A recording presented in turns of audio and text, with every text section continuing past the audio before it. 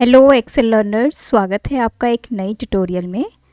आज का ये वीडियो बहुत ही इम्पॉर्टेंट है। इस वीडियो में हम डिस्कस करेंगे एक्सेल का एक डेटाबेस फंक्शन जिसका नाम है डीगेट।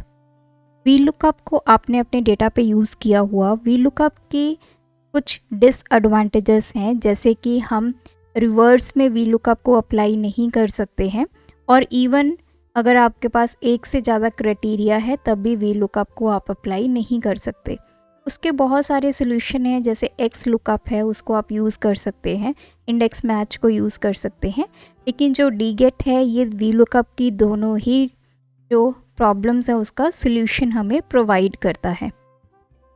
तो इस वीडियो ट्यूटोरियल में हम डीगेट को यूज़ करना सीखेंगे और देखेंगे कैसे वी लुकअप की जो प्रॉब्लम्स है उसका सोल्यूशन हमें ये फंक्शन देने वाला है। तो वीडियो के एंड तक मेरे साथ बने रहें। मैं शालिनी स्वागत करती हूँ आपका लर्नर्स एकेडमी में। चलिए बिना देरी के वीडियो को शुरू करते हैं। डेटा आप मेरा देख सकते हैं जिसमें नेम, सेल 2 साल की और एम्प्लॉय आईडी है। अब सबसे पहले डीगेट का मतलब क्या है? ये एक डेटाबेस फॉर्मूला है जो आपको हेल्प करता है किसी भी रिकॉर्ड को फेच करने के लिए। अब जैसे यहाँ पे मैंने एम्प्लॉय आईडी डाला 104, मुझे इस एम्प्लॉय का डेटा चाहिए, उसकी सेल चाहिए 2022 की और 2023 की। तो हम यहाँ पे डीगेट फॉर्मूला को यूज़ करेंगे। तो टोटल इसमें 3 पैरामीटर्स होते हैं। First is database. डेटाबेस का मतलब क्या है? आपकी रेंज, जहाँ पे आपका डेटा पड़ा हुआ है। तो यहाँ पे आपने ध्यान रखना है जो कॉलम्स हैं उनके नेम, जिसको हम हेडर्स भी बोलते हैं, वो भी आपने साथ में लेने हैं। जो आपके हेडर्स हैं वो इस फॉर्मूला में बहुत ही इंपॉर्टेंट रोल को प्ले करते हैं। तो ये मेरा डेटाबेस हो गया, कॉमा। उसके बाद है फील्ड। आप क्या वैल्यू लेना चाहते हैं? हमें क्या वैल्यू चाहिए? सेल्स चाहिए 2022 की। तो इसको लिखने के 3 मेथड्स हैं। या तो आप नंबर यूज़ कर सकते हैं। अब नंबर का मतलब क्या है? डेटाबेस में चलिए, जो नेम कॉलम है ये आपका फर्स्ट कॉलम है, सेल 2022 आपका सेकंड कॉलम है। तो या तो आप यहाँ पे दे दीजिए नंबर 2। तो अभी मैं नंबर के साथ आप इसको करके दिखा रही हूँ। नेक्स्ट में हम इसके डिफरेंट और मेथड्स भी देखेंगे। देन कॉमा, लास्ट में आ जाता है क्राइटेरिया। अब मेरा क्राइटेरिया क्या है? अब देखिए, क्राइटेरिया में हमें क्या देना है? ये एम्प्लॉय आईडी, और जो एम्प्लॉय आईडी मैंने सिलेक्ट की, तो G1 से लेके G2 तक मेरा क्राइटेरिया होगा। क्यों? क्योंकि जैसे मैंने पहले बताया कि यहाँ पे जो हेडर्स हैं वो बहुत इंपॉर्टेंट रोल प्ले करते हैं। इस फंक्शन को हमें बताना पड़ता है कि किस कॉलम से हमें वैल्यू को उठाना है। तो हमने यहाँ पे इसको बताया कि एम्प्लॉय आईडी कॉलम से ये वैल्यू जो है, जो हमने सेल G2 में लिखी है, वो वैल्यू सर्च की जाए। तो अभी ब्रैकेट क्लोज करेंगे, एंटर करेंगे, तो मेरे पास सेल आ गई 58। इसको अभी हम क्रॉस चेक करेंगे। तो ये रहा मेरा एम्प्लॉय आईडी 104, ये रही इसकी सेल 2022 की, दैट इज़ 58। अब हमें लेके आना है सेल 2023 की वैल्यू। अब हम फॉर्मूला में चेंजेस करेंगे। देखिए, जो आपकी फर्स्ट रेंज है, सबसे पहले तो आपने रेंज को कर देना है फिक्स। तो F4 की हेल्प से हमने दोनों रेंज को यहाँ पे क्या कर दिया? फिक्स कर दिया।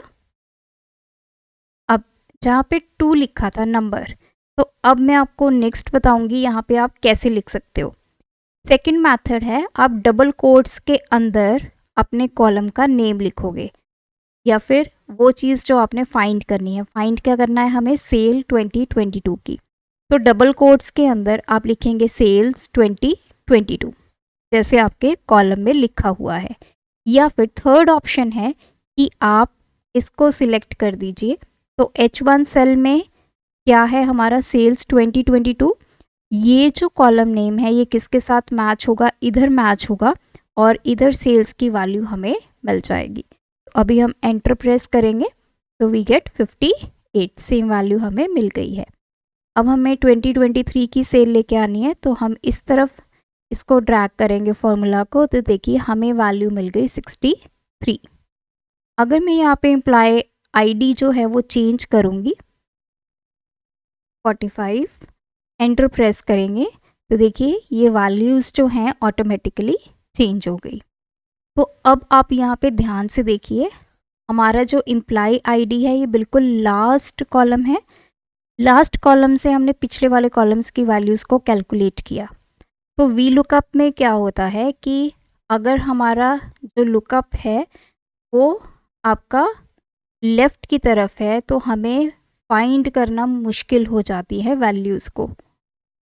तो इट मीन्स जो लेफ़्ट लुकअप है वो डीगेट के केस में पॉसिबल है।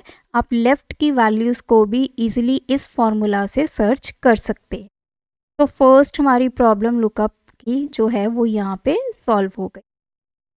अब यहाँ पे देखिए नेक्स्ट हमारे पास क्या है कि हम दो क्राइटेरिया अगर लेंगे तो दो क्राइटेरिया के बेस पे हमें एक वैल्यू मिलनी चाहिए। तो उससे पहले मैं आपको यहाँ पे एक और चीज़ बता दूँ कि अगर मैं यहाँ पे मैंने 45 लिया है, अब सपोज़ कीजिए मुझे यहाँ पे 106 इम्प्लाई आईडी की डिटेल्स चाहिए। तो अगर मैं फॉर्मूला को इस तरह से यहाँ पे ड्रैग करके लेके आऊँगी और इसको यूज़ करना चाहूँगी तो ये डीगेट के केस में पॉसिबल नहीं होता। एक टाइम पे आप एक ही रिकॉर्ड की वैल्यूज़ को फेच कर सकते हो। डिफरेंट हमें यहाँ पे फॉर्मूलाज लगाने होंगे अगर हम कोई और इम्प्लाई आईडी की डिटेल यहाँ पे नीचे लाना चाहते हैं।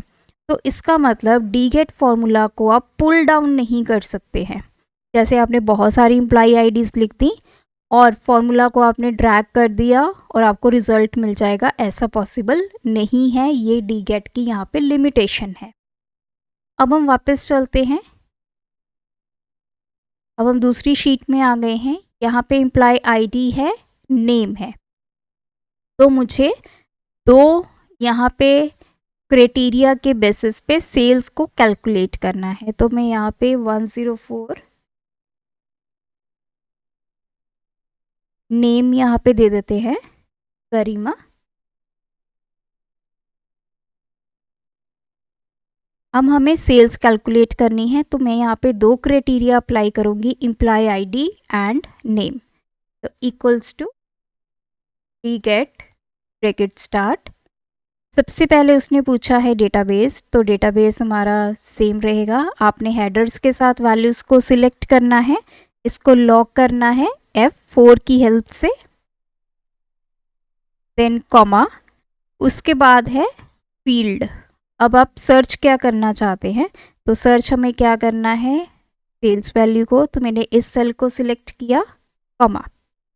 नेक्स्ट है मेरा क्राइटेरिया। क्राइटेरिया क्योंकि मेरे दोनों हैं तो मैं इम्प्लाई आईडी और नेम इस तरह से दोनों को सिलेक्ट करूँगी। तो मेरा G1 से लेके H2 तक जो है क्राइटेरिया सिलेक्ट कर लिया। इसको भी हम क्या करेंगे, फ्रीज करेंगे, ब्रैकेट को क्लोज करेंगे, एंटर करेंगे। तो वैल्यू आ गई हमारे पास 63। तो एक बार चेक कर लेते हैं। ये रहा गरिमा, इम्प्लाई आईडी है 104 और सेल हमारे पास आ गई 63। तो इस तरह आप मल्टीपल क्राइटेरिया की हेल्प से वैल्यूज़ को ला सकते हैं। अब बात करते हैं डीगेट की सेकंड लिमिटेशन की। अगर आपके पास डुप्लीकेट वैल्यूज़ होंगी, अब जैसे इम्प्लाई आईडी 104 है, एक और 104 होगा, तो उस केस में आपका जो डीगेट है वो आपको नम एरर जो है वो दिखाएगा। तो अभी मैं यहाँ पे चेंज कर देती हूँ। जैसे ये 45 है, इसको भी 45 कर देते हैं। तो देखिए जैसे मैंने रिकॉर्ड में 45 किया इम्प्लाई आईडी को, ऑटोमेटिकली यहाँ पे नम एरर जो है वो आ चुका है। तो डुप्लीकेसी के लिए आपका जो रिज़ल्ट है वो नहीं आएगा। तो ये हमारी दो लिमिटेशंस है डीगेट की। फर्स्ट ये है कि आप इस फॉर्मूला को पुल डाउन नहीं कर सकते हैं, मल्टीपल वैल्यूज़ के लिए आप रिज़ल्ट नहीं ले सकते। सेकंड, अगर आपके पास डुप्लीकेट वैल्यूज़ होंगी डेटा की तो आपको नम एरर जनरेट होगा। अदरवाइज़ इस फॉर्मूला की हेल्प से हमने वी लुकअप की दो प्रॉब्लम्स को सॉल्व किया। फर्स्ट हमारा लेफ़्ट लुकअप पॉसिबल हो गया और मल्टीपल क्राइटेरिया की हेल्प से भी हम यहाँ पे वैल्यूज़ को फेच कर सकते हैं।